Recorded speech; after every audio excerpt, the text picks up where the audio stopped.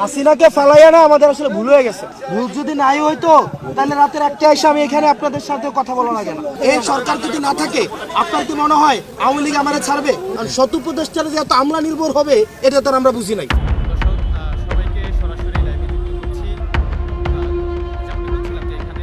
দেড় ঘন্টার বেশি সময় রাজধানীর মিন্টু রোডে প্রধান উপদেষ্টার বাসভবন যমুনার সামনে অবস্থান নেয়ার পর দাবি পূরণের আশ্বাসের ভিত্তিতে গভীর রাতে হাসপাতালে ফিরে গেছেন জুলাই আন্দোলনে আহতরা।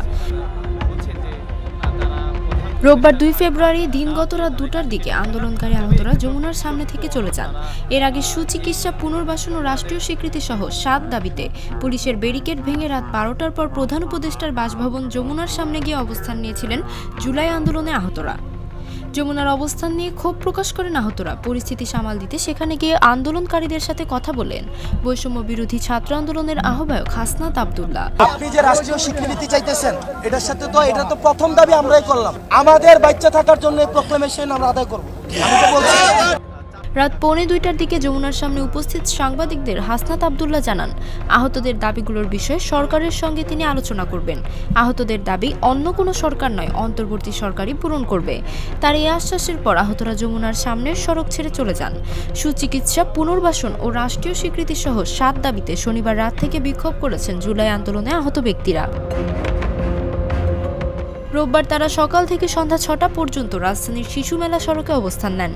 পরে তারা সেখান থেকে প্রধান উপদেষ্টার বাসভবন যমুনা অভিমুখে পদযাত্রা শুরু করলে সন্ধ্যা 7টার পর ইন্টারকন্টিনেন্টালের সামনে ভিআইপি সড়কে পৌঁছালে পদযাত্রাটি পুলিশি বাধার মুখে পড়ে।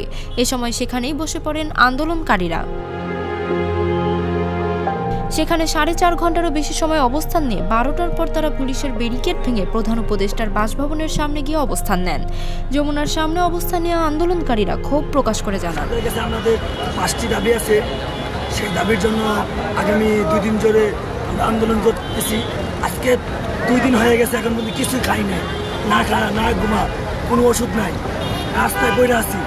কোনো সময় না কোনো উপদেষ্টা কেউ আমাদের সাথে কথা বলে নাই, আর আমাদের সাথে আইসা বসেও নাই, আর আমাদের দাবিগুলো পূরণ করে নাই।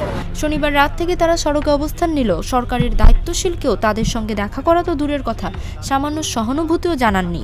অথচ মানুষের রক্তের উপর দাঁড়িয়ে ক্ষমতায় এসেছে এ সরকার। গত শনিবার 1 ফেব্রুয়ারি রাত 10:30টার দিকে রাজধানীর পঙ্গু হাসপাতালের সামনে অবস্থান নিয়ে বিক্ষোভ শুরু করেন আন্দোলনে আহতরা। তারা অন্তর্বর্তী সরকারের প্রতি প্রশ্ন রেখে বলেন, আমরা এই সরকারকে প্রশ্ন করছি, আপনারা বলেন আপনারা আমাদের জন্য কি করেছেন। আমাদের দাবি আদায় না হওয়া পর্যন্ত আমরা সড়কে অবস্থান করব। এর আগে উন্নত চিকিৎসা ও হাসপাতালে ভালো মানের খাবারের দাবিতে গত 2 জানুয়ারি বিএসএমএমইউতে চিকিৎসাধীন আন্দোলনে আহতরা শাহবাগ থেকে ফার্মগেটমুখী সড়ক অবরোধ করেন। পরে বৈষম্য বিরোধী ছাত্র আন্দোলনের সমন্বয়ক সার্জিস আলমের আশ্বাসে তারা সড়ক থেকে সরে যান।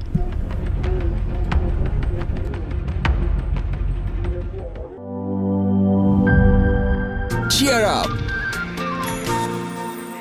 চলো পুরাই খুশি নতুনের সাথে তুলে নিয়ে হাতে cheer up, oh oh cheer up, oh oh cheer up. চুমুকে চুমুকে enjoy the life. চলো পুরাই খুশি তুলে নিয়ে হাতে cheer up, oh oh cheer up. চিল হবে রিফ্রেশিং মুডে। চিয়ার আপ, চলো উড়াই খুশি।